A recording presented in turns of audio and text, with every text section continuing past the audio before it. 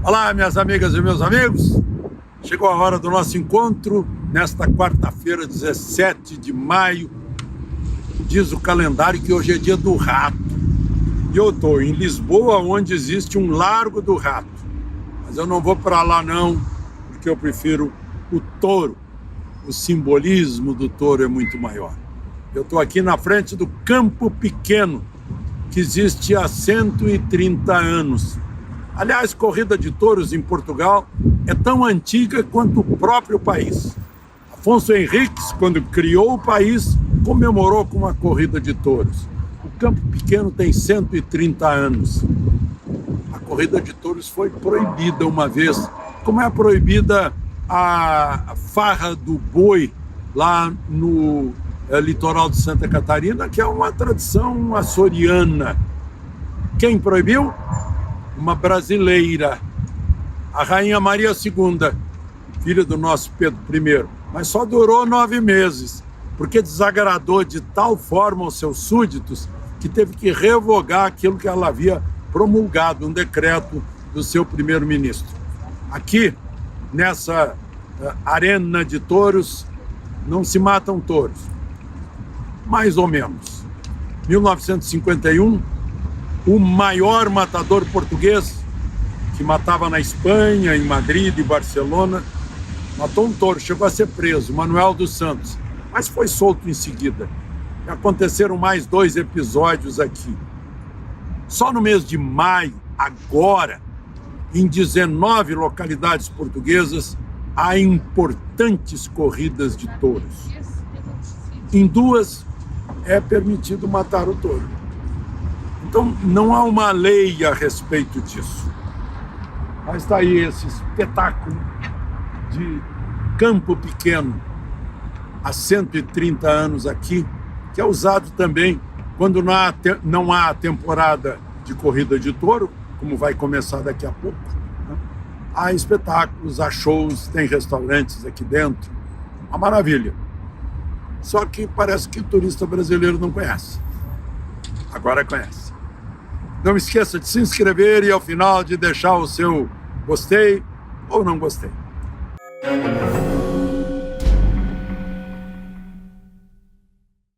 A propósito, atenção pessoal da Vaquejada, de Barreto, de São José do Rio Preto, do Goiás, Mato Grosso do Sul, São Paulo, Paraná, litoral de Santa Catarina, pessoal da Vaquejada. O Supremo marcou para o dia 26 o julgamento de uma ação impetrada pela Fórum Nacional de Proteção Animal contra o artigo da Constituição que diz que não pode ser considerados crueldade aos animais os desportos com animais baseados na cultura. Julgamento dia 26, é bom a gente lembrar disso. Porque aqui em Portugal a cultura é muito forte. Quando eu falei aí do rei Afonso Henriques, eu esqueci de dizer que foi 900 anos atrás, né? Festejando com tourada. Bom, mas eu acordei hoje de manhã com uma novidade do Brasil, né? Na diferença de 4 horas de fuso horário. Aqui a gente está 4 horas na frente. Cassação do deputado Deltan Dallagnol. Vale dizer, cassação de 345, quase isso, 1.000 eleitores que escolheram Deltan Dallagnol para representá-los. O mais votado do Paraná, Partido Podemos, que vai ficar com os votos agora. Desde hoje, Deltan já não é mais deputado, porque aquilo foi já em grau de recurso final, né? Não sei, não vi, mas deve ter já entregue o gabinete na Câmara. E fica 8 anos inelegível, coisa que Dilma, condenada, não ficou porque estupraram a Constituição naquele dia, né? Parece que foi a primeira vez. É uma coisa difícil de entender, porque houve recurso, tudo isso com base... A ação teve origem no PT, no Partido Comunista do Brasil, no Partido Verde, né? E quando entraram com a ação, o Ministério Público Eleitoral disse: não tem problema nenhum, pode. A ação era contra o registro da candidatura. Aliás, o que aconteceu não foi a cassação do mandato, é consequência, né? Foi anulado o registro da candidatura. Depois, o Ministério Público se pronunciou na Justiça Eleitoral do Paraná. Tribunal Regional, o tribunal disse, ok, arquive-se essa reclamação, porque não existe, ele não está condenado. Ele estava, sim, respondendo a queixas, denúncias, né, intrigas, digamos. Estava respondendo, estava num inquérito administrativo, ele não tinha havido decisão alguma. Vão dizer, não, mas o TCU também contestou diárias da equipe da Lava Jato, trabalhando, colhendo provas, colhendo testemunhas, né? Mas isso foi anulado já pela Justiça Federal. Não era competência do TCU, e o próprio Ministério Público tem a sua controladoria para ver isso, né? Então não tinha problema nenhum. Então ele não está condenado a nada, né? E, bom, o sujeito toma posse, é registrada a candidatura, e depois, a posteriori, com o fato já consumado, passada a eleição, o sujeito é eleito. Será que é justo isso? Bom, mas foi unânime, inclusive com os votos dos 3 do Supremo. Alexandre de Moraes, Carmen Lúcia e o ministro Cássio Nunes Marques. E mais os outros, e o relator Benedito Gonçalves. Eu alertei vocês, está na mão desse relator, né, que tem intimidade com Lula, que foi denunciado por Deltan, né? Enfim, decisão, cabe recurso no Supremo. Mas será que é de ter esperança em alguma coisa no Supremo em relação a isso? Não creio, não. Agora, interessante é ver o voto do relator, que foi acompanhado pelos outros em 1 minuto. Dizem que foi 1 minuto e 6 segundos a votação e acabou. Ele disse que foi um estratagema renunciar à carreira do Ministério Público para se livrar de uma punição que ocasionaria inelegibilidade ou enquadraria na lei da ficha limpa. Lei da ficha limpa, né? Tem gente que foi desenquadrado da lei de ficha limpa, mas isso todo mundo sabe, não preciso lembrar aqui. Então, mas espera aí ele argumentou, olha, ele já tinha recebido uma advertência, depois recebeu uma censura, e agora estava sujeito à última das penas, que seria a exoneração com inelegibilidade, mas ele evitou isso caindo fora. Ora, se ele cai fora, não existe mais um processo administrativo para punir como integrante do Ministério Público, já que ele não integra mais o Ministério Público. Ou seja, ele foi cassado para não cometer o que ele cometeria, talvez, se continuasse lá. Se ele ficasse lá, poderia receber essa punição que o deixaria inelegível. Vocês já viram um filme sobre isso? Minority Report, com Tom Cruise, um filme do Spielberg. Eu tenho até uma tradução aí, a versão, agora eu não lembro, enfim, mas é o Minority Report, a nova lei. A nova lei. É isso. Bom, e Eduardo Cunha, que está fora, mas é um observador muito atento, parece que tem bola de cristal. A vivência dele lá dentro lhe dá essa antevisão, está dizendo que o próximo pode ser Sérgio Moro. Fica aqui o registro da palavra de Eduardo Cunha, atuando aí como profeta. Bom, o outro acontecimento importante foi lá no Equador, né, que não faz fronteira com o Brasil. Bom a gente falar isso, porque de vez em quando vocês ouvem, né? Nosso vizinho Equador, nosso vizinho Chile, o dístico da bandeira, independência ou morte, né? Se a gente ouve por aí. Mas, enfim, gente. Equador, o presidente Guillermo Lasso, que é um liberal na economia e um conservador na política. Foi eleito em 2021.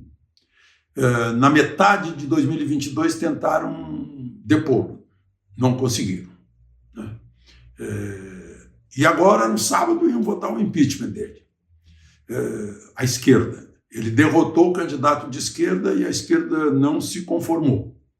E está praticamente paralisando o governo dele, inclusive com ações lá ações do Congresso Nacional. Aí ele aplicou a Constituição, o artigo 148. Não é o 142, não, aqui do Brasil. 148. Que diz que o presidente, ao perceber, ou aconselhado pela Corte Constitucional, ou sob a visão dele, que é impossível governar com o Congresso, ele decide a dissolução do Congresso, convocando eleições que devem ser feitas dentro de 6 meses, inclusive para ele. Né? Ele dissolve o parlamento e também dissolve o seu próprio mandato, quando houver a eleição. Por enquanto, ele legisla por decreto-lei, tal como Getúlio Vargas aqui no Brasil, no Estado Novo. Já fez reduzindo impostos e encaminhou para a Corte Constitucional. A Corte Constitucional, aprovando esse decreto-lei, está aprovando o que ele fez.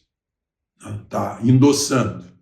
O anúncio foi feito só com civis, 3 de um lado, 3 de outro, ministros civis. Mas depois vieram os militares, o chefe do Estado-Maior Conjunto, os comandantes das 3 forças e o comandante da Polícia Nacional, dizendo, olha, nós vamos manter a segurança. Nós somos obedientes à Constituição. Estamos sob o poder civil.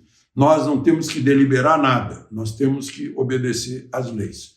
Imediatamente estabeleceram segurança no Palácio Presidencial e na Assembleia Nacional, no Congresso Nacional Equatoriano.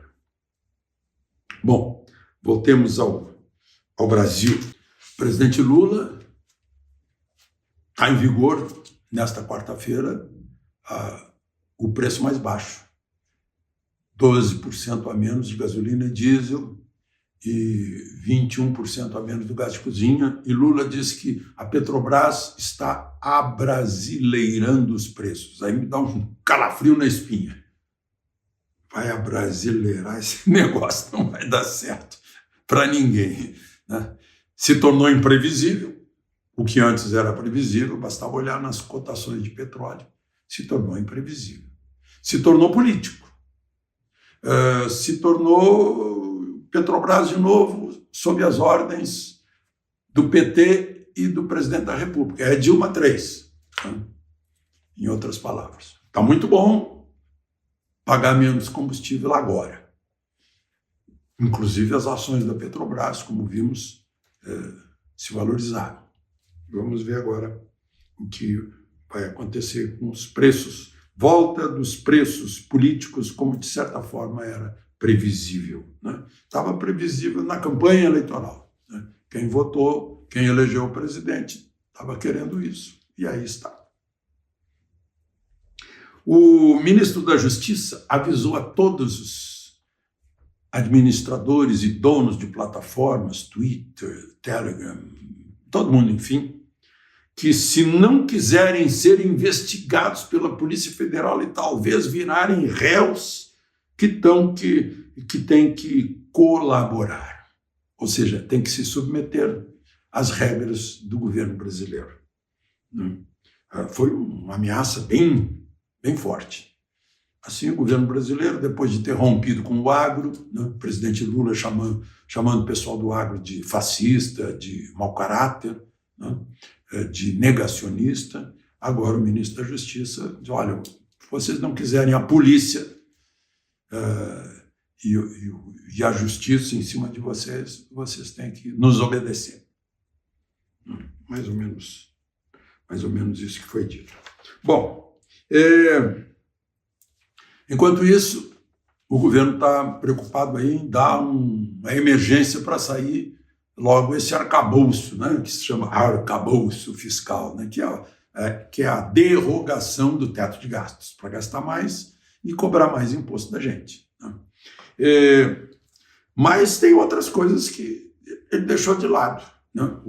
O projeto da censura nas redes sociais, por exemplo, já está sendo tão mudado que daqui a pouco pode até ser aprovado sem que ofereça censura, né? Enquanto isso, a oposição também está se movimentando para fazer uma lei que consolide o artigo 231 da Constituição, que diz que as terras que pertencem aos indígenas, as terras que eles ocupam no dia 5 de outubro de 1988, que é o dia da promulgação da Constituição, né? Outra coisa, se o governo começar a engrossar, tem a medida provisória que criou os 37 ministérios, que ainda está lá tramitando, né?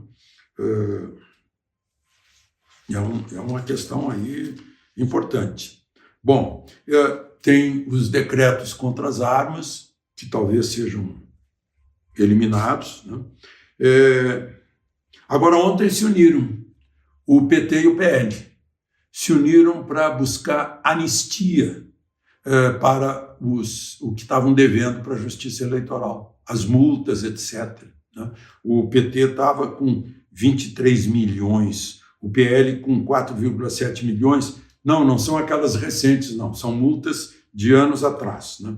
Deu 45-10 na Comissão de Constituição e Justiça da Câmara e agora vai seguir esse projeto mostrando a união dos partidos. Mais uma vez, eu acho que já é a quarta anistia que eles conseguem, né, para se livrar das multas. Ou seja, legislando em causa própria, abertamente e escandalosamente. Bom, eu queria agradecer aí o pessoal que me acompanha no Twitter. A gente entrou hoje em 4.200.000 redondos. Então é isso, minha gente.